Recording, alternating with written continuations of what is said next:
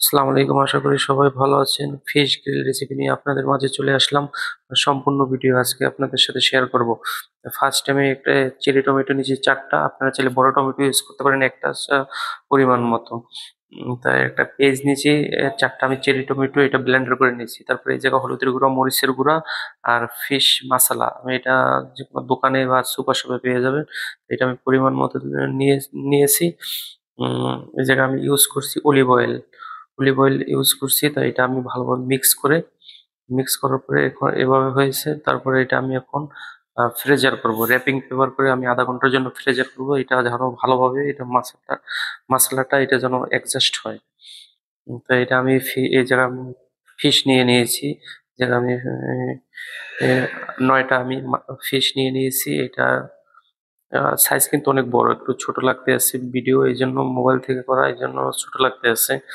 এই মশলাটা আমি এটার ভিতরে ঢেলে দিব। এটার ভিতরে ঢেলে দেওয়ার পরে এটা আমি ভালোভাবে মিক্স করব।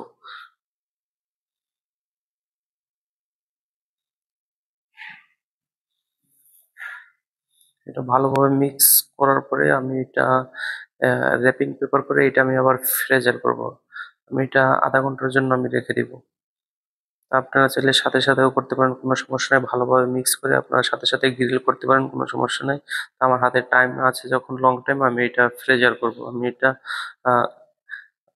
র্যাপিং পেপার করে আমি এটা ১ ঘন্টার জন্য আমি ফ্রেজার করছি।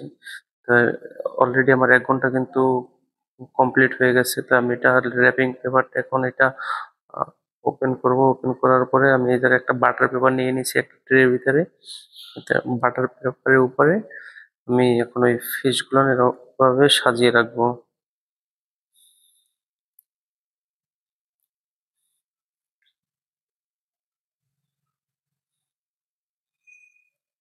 ফার্স্ট আমি ১ পিস রাখলাম, ২ পিস এভাবে রাখবেন।